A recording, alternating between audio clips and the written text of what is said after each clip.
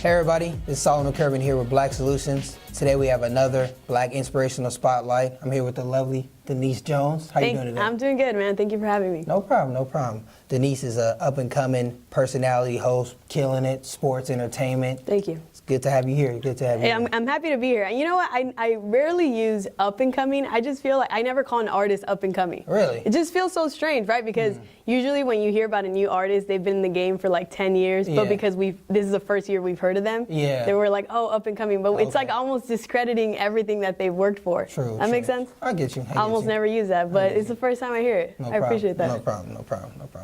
So tell everybody where you're from and how was your upbringing. You have a very diverse background growing up here in SoCal. So how was that? It was amazing. I'm born and raised in LA, but everyone that's from LA is never really from LA. It's like neighboring cities. Gotcha. So I grew up in Compton, an amazing city. I grew up in the east side of things. So it was like closer to Dominguez and what was the other neighboring school? Centennial. Okay. Really, really awesome upbringing, 2-parent household, 2 siblings.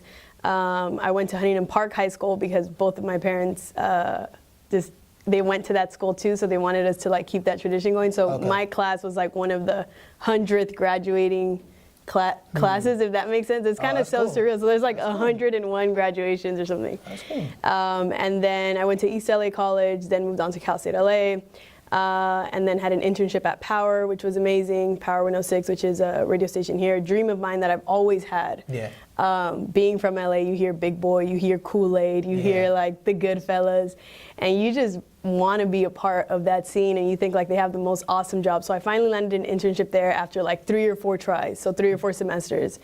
And then while I was trying to get into that, I managed to get another internship at KJLH. So if you're from LA, you know KJLH. It's the only independently owned radio station, so everything is owned by a conglomerate, right? So like, what is it?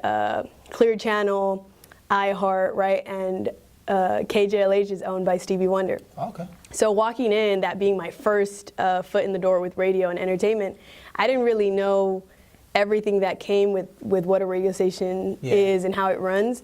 So that was a really unique experience. So when I moved on to Power, after finally being getting an internship there, it was like night and day. So you go from like having 1 studio in the building to like 8 to 10 studios all in one, and that was super surreal. I did that for about 5 years, and then I've always had a passion for sports. I played sports growing up, a little into college, and then I kind of put that in the back burner because music is something I felt like that was going to be my one and done, what I'm going to do, and it's going to be a lot of fun. And then I slowly transitioned onto sports, honestly, in the most unique way. It was just strictly communication. So just like having a conversation, shooting the talk, and I got an opportunity. One person believed in me, and then that led to like more doors opening with that. Okay, that's cool. How'd you get into media and everything? What was your early inspiration into that and getting involved in front of the camera or on the radio? Yeah, my early inspiration, it would probably be like Big Boy and just listening to him in the morning. And then my first opportunity, like the first person that opened the door for me was Mondo. So Mondo Fresco, on-air radio personality at Power 106. Even though that wasn't the first radio station I was at, I feel like that was my first real opportunity and real like time that I got my feet wet in the industry. So I was Mondo Fresco's intern. He did overnights, and if you guys aren't familiar with how overnights work, it's like 12 to 5 and you're just there. It's kind of brutal. But you're so excited, you don't even realize like, man, I'm not even sleeping and I don't even care. So we were there from like 11 to honestly 5 sometimes, or we'd leave a little early, like at 3 and stuff, because some of the shows are pre-recorded. But yeah, I'd probably say that because working with him let me get a first row view of what it's like to have a show, to have a brand, to build a brand and work within a brand.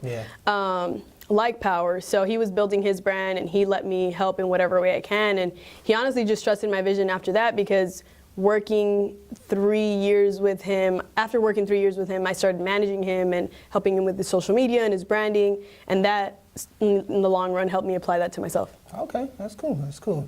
So I see you've been doing the Just Do It HQ podcast, and you've interviewed a lot of people from Gronk, Martellus Bennett, How's that been going? How did that start off? It was a partnership with Uninterrupted. Okay. So Just Do It, Nike partnered with Uninterrupted. It started last summer, and last summer was when LeBron was recruited to LA. Yeah. And so Uninterrupted had a big hand in the podcast because it lived in their platform.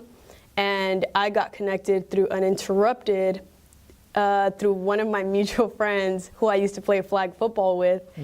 And she worked at the NFL Network.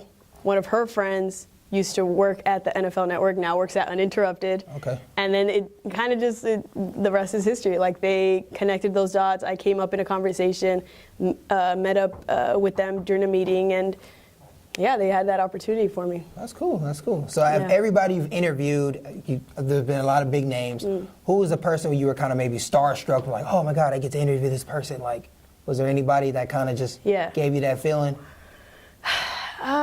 You know what, man? Because, and you're asking me questions, so I'm sure you studied me. I feel like when you study someone, the starstruck part almost just brushes off. And it's not to say that it's something that I'm used to or ever take for granted. I've just studied this person for so long and have done so much extensive research on them that it's no longer somebody I don't know.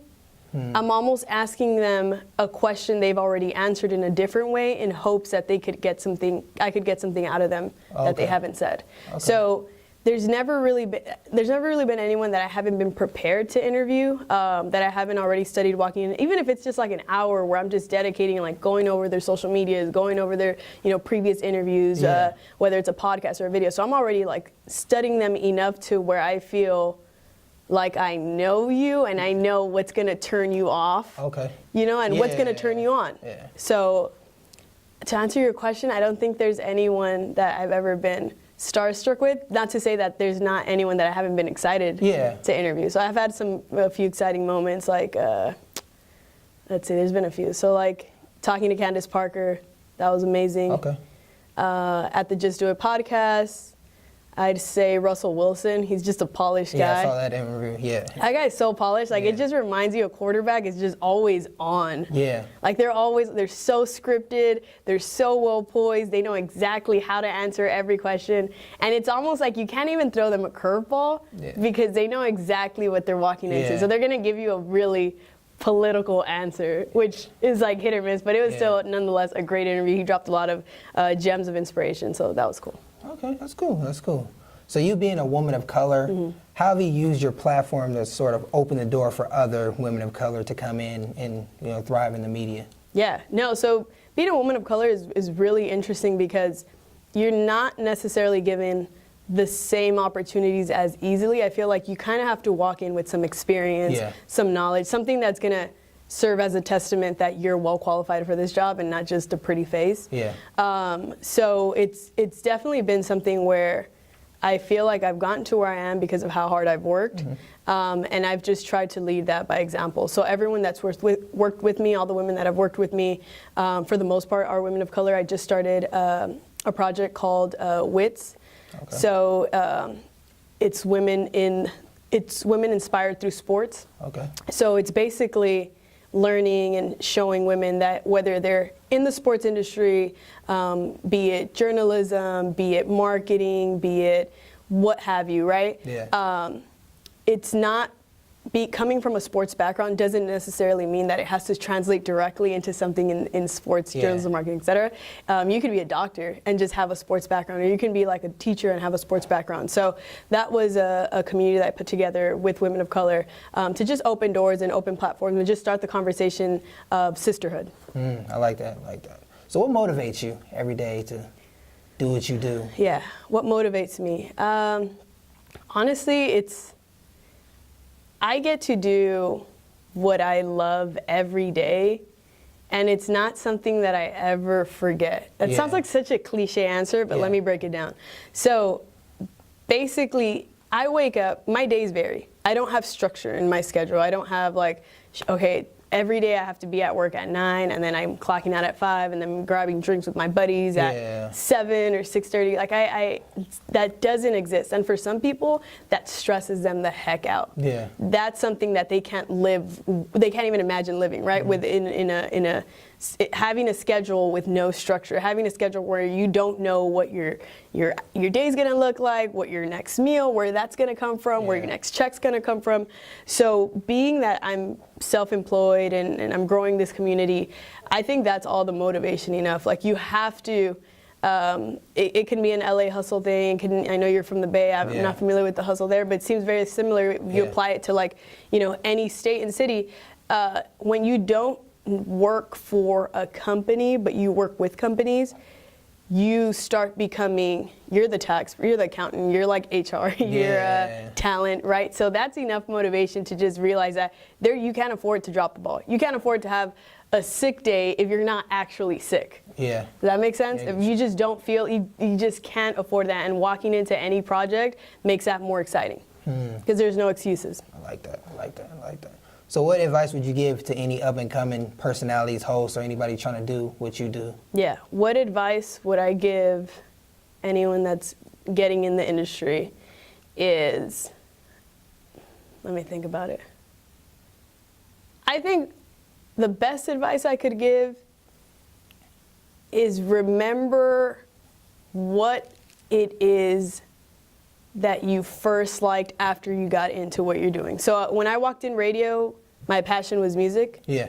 And then I got a taste of like doing street team and marketing and doing on air and searching topics and then focusing on social media. But my original love and how I walked in and what I really enjoyed about radio was the fact that they got to curate the playlist, the fact that they got to determine what an A is, which is the track that plays at the top of every hour, what a B is, what a C is, and they got to grade each track. That was my favorite part. Okay. I feel like when you walk into something, at least remember one thing that you fell in love with and ride that out. I finished watching, or I just caught up actually in the More Than an Athlete series that's on ESPN Plus. Yeah. And something that stood out in the last episode, I think it just finished because it's 8 out of 8.